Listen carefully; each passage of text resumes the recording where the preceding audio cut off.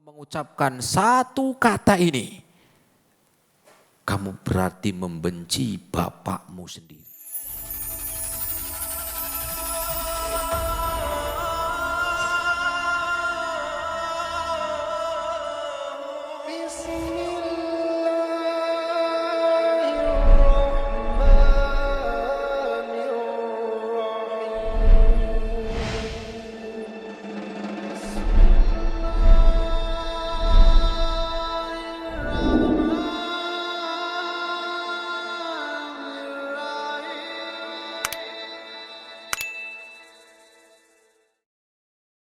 Bapakmu sendiri, dibangkitkan lagi kesukuannya. Kamu sudah benci bapakmu. Dan kalau engkau mengucapkan satu kata itu, berarti engkau bukan dari golongan kami. Berat Abu Thalib. Sampai akhirnya meninggal dalam keadaan tidak dapat hidayah. Itu Abu Thalib jemaah. Kalau kita ditanya, jasa kita itu untuk Islam apa? Jasa kita untuk Islam dan kaum muslimin apa? Dibandingkan jasanya Abu Thalib kepada Islam, dibandingkan dengan jasanya Abu Thalib kepada Islam. Abu Thalib pernah suatu ketika didatangi oleh orang Quraisy. Kemudian orang Quraisy mengatakan, ya Abu Thalib, kami itu menghormatimu sebagai pimpinan Bani Hashim. Tetapi engkau ini selama ini melindungi ponakanmu itu. Begini aja, saya sudah membawa pemuda yang ganteng, bersih, putih, tinggi, kayak pohon palem sekalian. Kita tuker. Muhammad engkau serahkan kepada kami, kemudian engkau bawa pemuda ini. Apa katanya Abu Thalib? Enak banget kalian ini. Kalian menyerahkan anak kalian kepada saya untuk saya beri apa? Beri makan, kasih apa? Kebutuhannya. Sedangkan saya menyerahkan ponakan saya kepada kalian, kalian bunuh. Akhirnya enggak berani orang-orang Quraisy. Setelah beberapa hari datang lagi orang Quraisy. Ya Abu Thalib, kami menghormatimu karena engkau sebagai pimpinan Bani Hashim. Tetapi kalau engkau terus membela Muhammad, kami enggak tinggal diam. Kalau besok masih melindungi Muhammad, kita perang. Padahal Bani Hashim cuma satu qabilah. Di Quraisy itu kurang lebih ada 32 qabilah. Gak mungkin satu qabilah melawan 32 qabilah. Berat lagi. Kalau engkau besok masih melindungi Muhammad, engkau masih melindungi dia di dalam dakwahnya, berarti kita akan perang saudara di sini. Abu Thalib diam berat. Kalau melepaskan Rasul, dia cinta, Abu Thalib sangat cinta kepada Rasul. Tetapi bukan cinta karena hidayah, tetapi cinta karena ponakannya. Bukan cinta karena dia mendapatkan hidayah, tetapi cinta karena kerabat. Bukan cinta karena hidayah. Malamnya ketemu Rasul Abu Thalib. Dilihat sedih, bingung. Apa yang harus dia ambil sikap. Saya serahkan Muhammad pada mereka atau kalau enggak perang saudara dan pasti kalah. Kemudian Rasul nanya. Akhirnya Abu Thalib mengabarkan tentang kejadian tadi siang. Mereka ingin meminta kepadaku agar aku menyerahkan engkau kepada mereka. Sedangkan engkau tahu engkau adalah orang yang saya cintai ya Muhammad. Berat. Kita mungkin kecintaan kita dibandingkan dengan Abu Thalib jauh dengan Abu Thalib. Kita kadang-kadang cinta Rasul, ikutin sunnahnya enggak mau. Cinta Rasul tapi ibadahnya buat-buat seenai udele dewe. Mana bukti cintanya? Ya. Kemudian Abu Thalib mengabarkan bahwa mereka kalau tidak menyerahkan engkau, maka akan perang saudara di sini. Apa jawab Rasul? Terus apa yang kau sampaikan kepada mereka, wahai pamanku? Katanya Abu Thalib, saya juga bingung, berat. Beban saya sudah berat, saya sudah tua. Karena dulu satu kabilah kalau diperangi itu kabilahnya harus ngikut semuanya. Mau yang muslimnya, mau yang kafirnya harus ikut.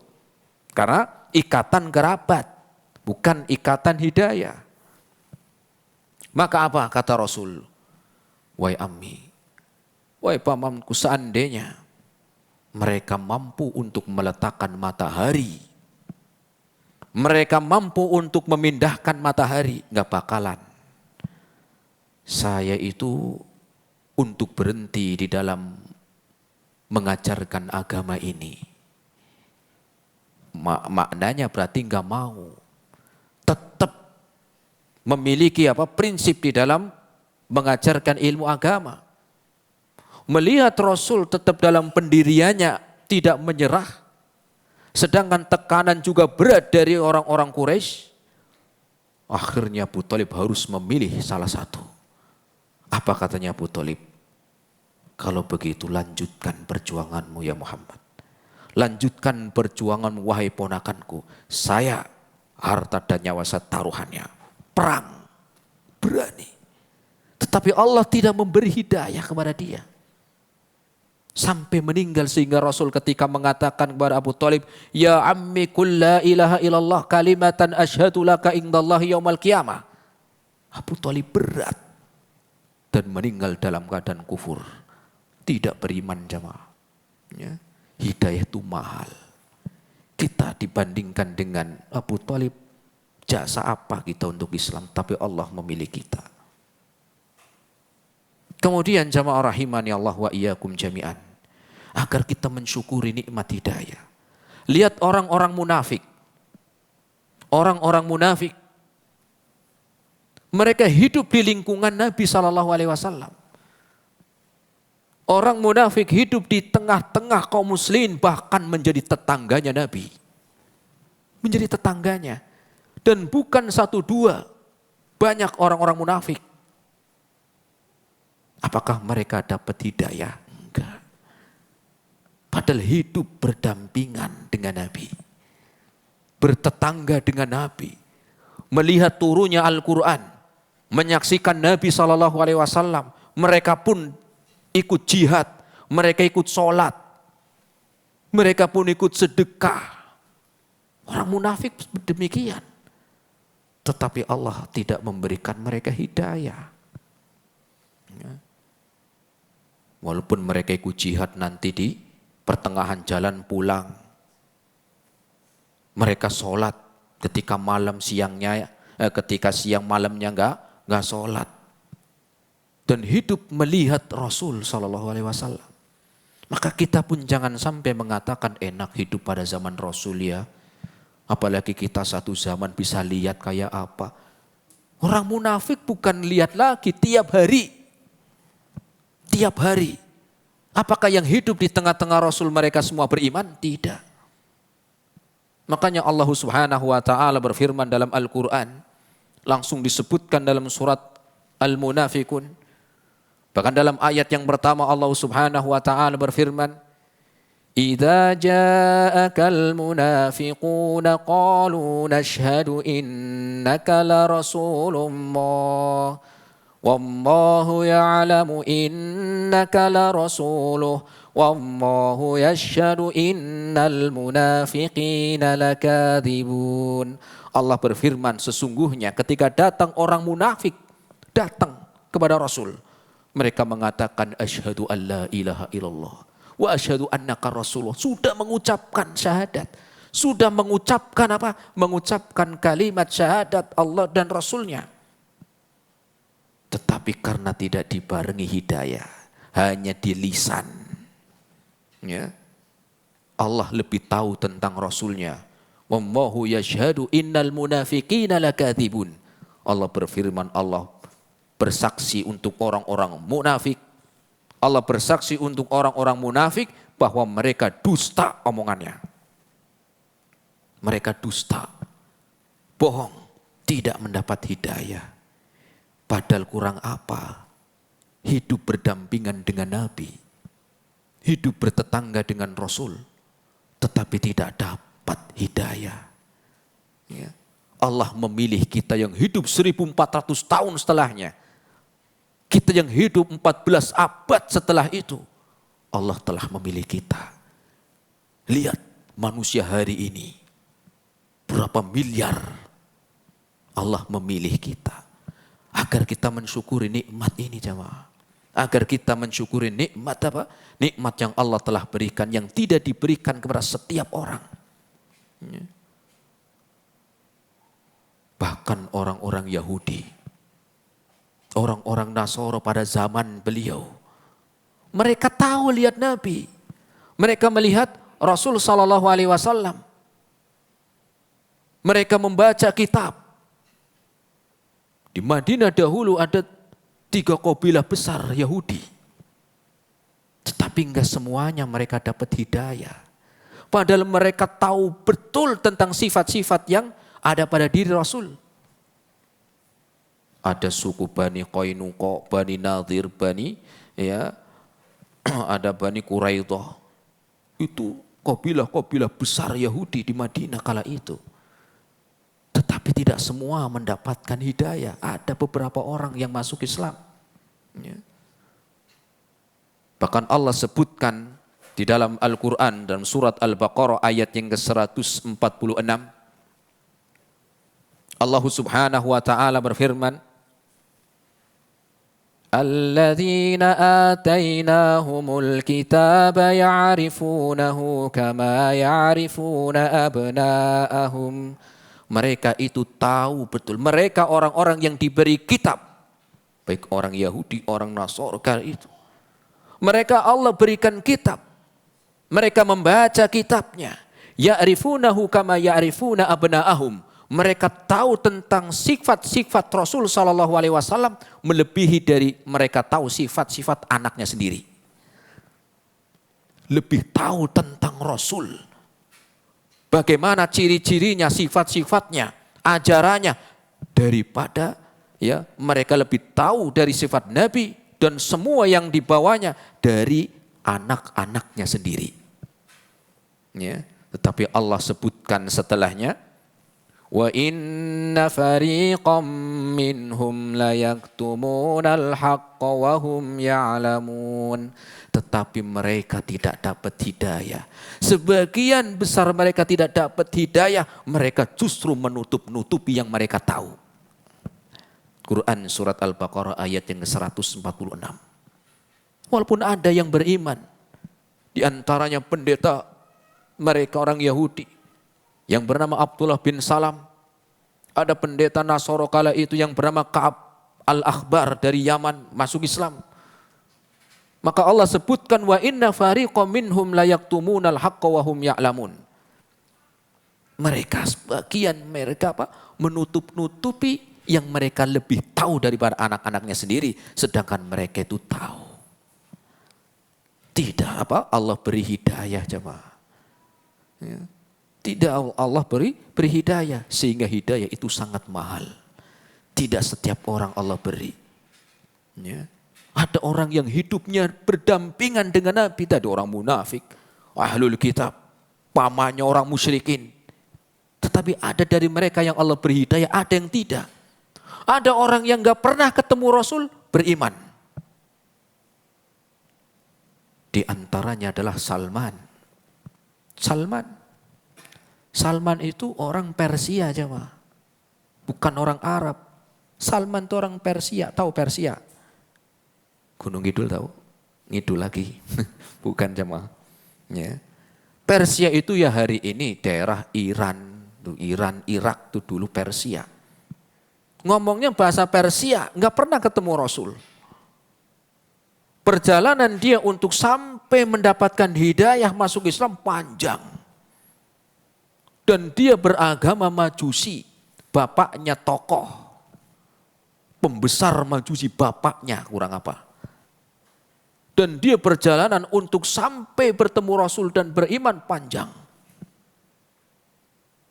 Dia sampai ke negeri Syam, kemudian ke Rum, sampai ke Aljazair, sampai terakhir ke Madinah. Enggak setahun 2 tahun. Sampai dia masuk agama lain. Dia masuk agama Nasara, kemudian sampailah dia masuk Islam, jemaah. Itu pernah saya baca kisahnya, beliau itu menceritakan luar biasa panjang. Enggak pernah ketemu Rasul, jemaah. Allah beri dia hidayah sampai dia beriman kepada Rasul. Ya. Itulah hidayah agar kita mensyukuri nikmat ini. Nikmat apa? Nikmat hidayah yang Allah berikan, kita jaga. Ya. Contoh lagi di antaranya jamaah rahimani Allah wa iyyakum jami'an. Agar kita mensyukuri nikmat hidayah ini. Nabi Ibrahim alaihissalam.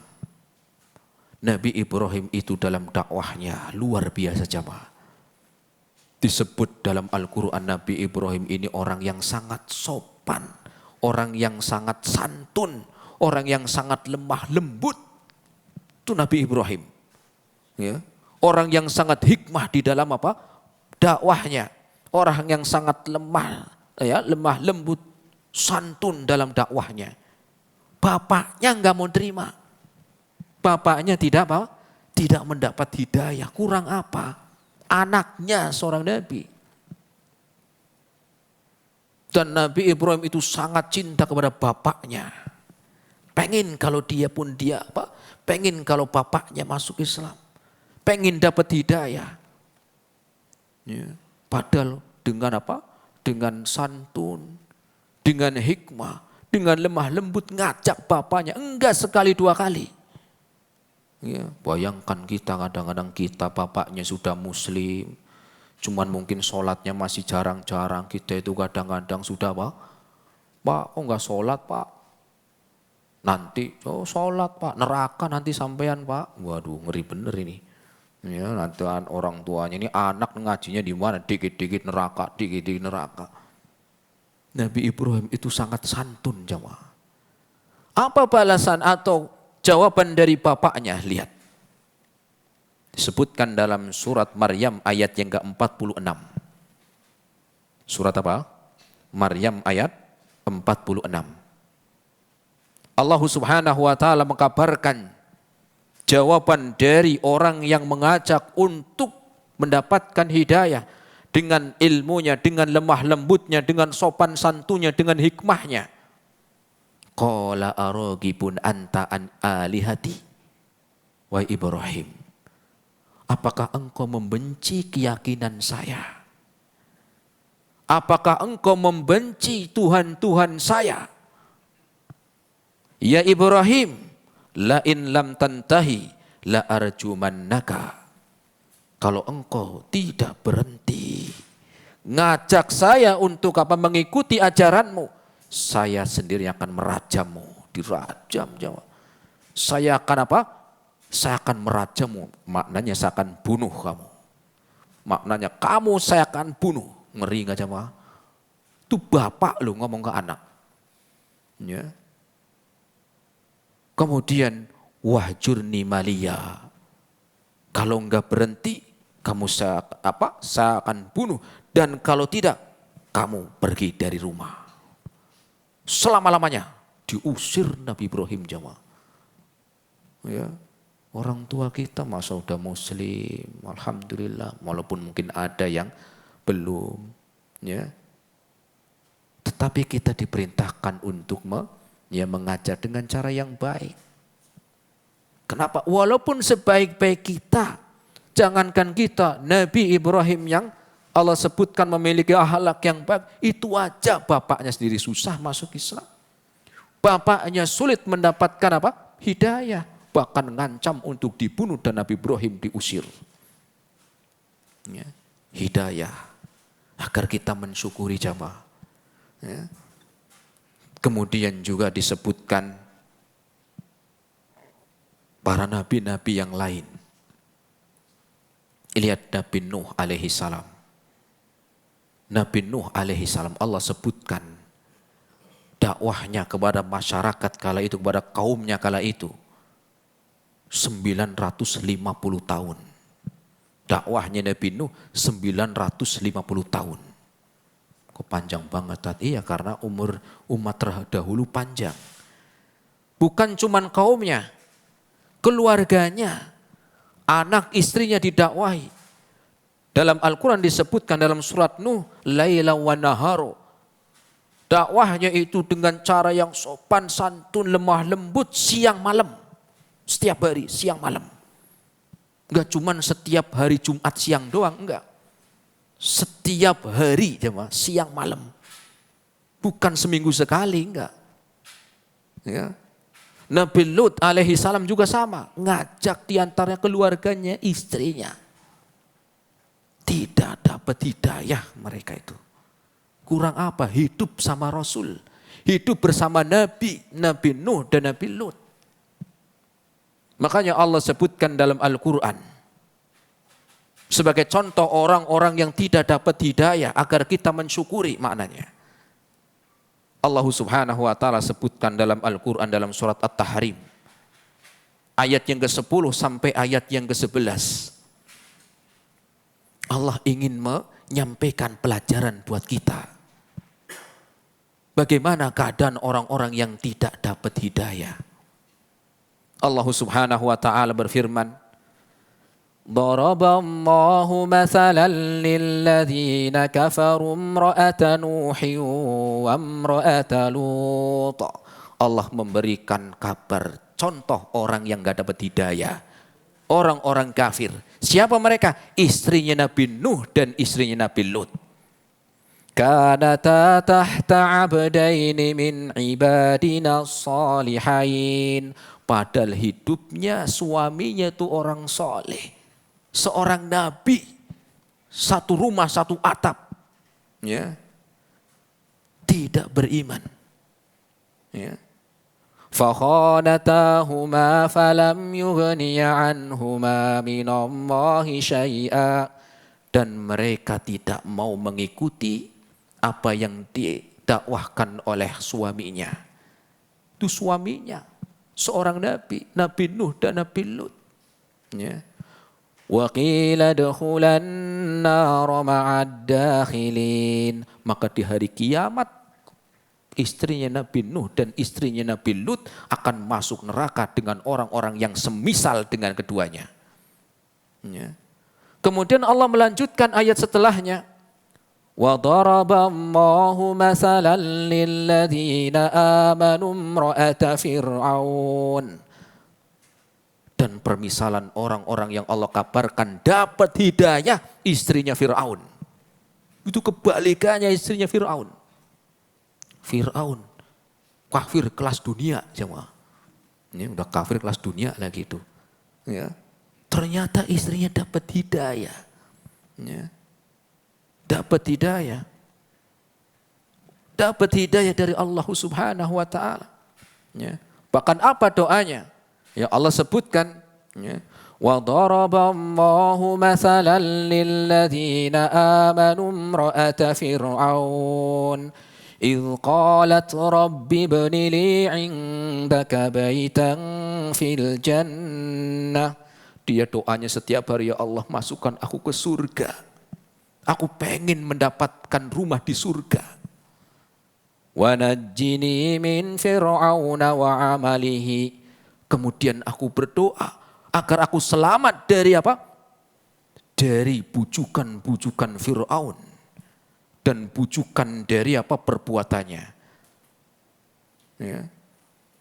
Dan dia doanya yang dia setiap hari baca dapat hidayah. Itulah diantara ya contoh orang-orang yang mendapatkan hidayah. Apa pelajaran yang bisa kita ambil ma'asyiral muslimin? Bahwa hidayah ini adalah yang Allah berikan kepada kita adalah bukan karena keturunan. Bukan karena kita apa? Karena kita orang baik. Bukan karena kita orang soleh. Bukan karena kita banyak harta. Bukan karena kita banyak jabatan yang tinggi. Tetapi murni Allah yang memberi. Tetapi Allah yang memberikan, bukan karena kita banyak jasanya atau sedikit, tidak. Allah yang memilih kita. Rasul Shallallahu Alaihi Wasallam menyebutkan dalam hadis riwayat Bukhari, ketika tahun keempat, ketika terjadinya perang Khandaq, Rasul sedang menggali parit jamaah, menggali parit. Rasul mengatakan, wallahi, laulallahu mahtadaina, demi Allah, kalau bukan kita diberikan hidayah dari Allah, wala tasaddaqna, kita enggak mau bersedekah, wala sholaina, kita pun enggak mau sholat. Kalau bukan karena hidayah dari Allah, kita pun enggak akan pernah bersedekah, dan tidak akan pernah mau sholat, dan tidak akan pernah mau melaksanakan ibadah-ibadah yang Allah Subhanahu wa ta'ala perintahkan. Ini jamaah rahimani Allah wa iyyakum jami'an, agar kita selalu menjaga dan mensyukuri nikmat-nikmat yang Allah Subhanahu wa ta'ala berikan kepada kita. Dan jangan sampai kita pun menjadi lalai dan lupa, karena hidayah adalah itu di tangan Allah, dan banyak di antara orang-orang yang sebelumnya mendapatkan hidayah kemudian Allah ambil.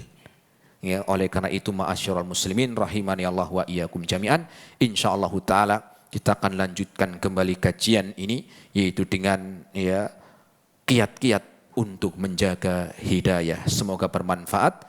Terima kasih atas segala perhatiannya. Mohon maaf atas segala kekurangannya. Wassallallahu ala nabiyyina Muhammad wa ala alihi wa ashabihi wa sallama tasliman katsira. Silakan kalau ada yang mau bertanya jamaah, yang mungkin bisa saya jawab. Silakan di sini kalau ada yang bertanya. Ibu-ibu ada yang mau bertanya, Bu?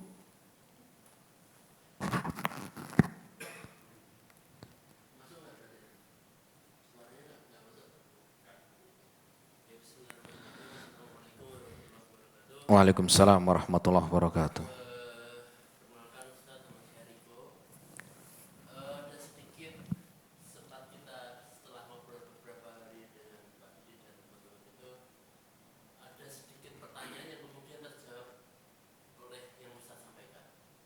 Alhamdulillah. Pertanyaan saya itu beberapa hari ini adalah sebenarnya lebih dahulu mana antara syahadat dengan hidayah. Nah ternyata terjawab. Ketika lebih dahulu syahadat, maka yang terjadi itu adalah orang-orang munafik. Ketika syahadat dulu kan belum diikuti oleh hidayah Allah.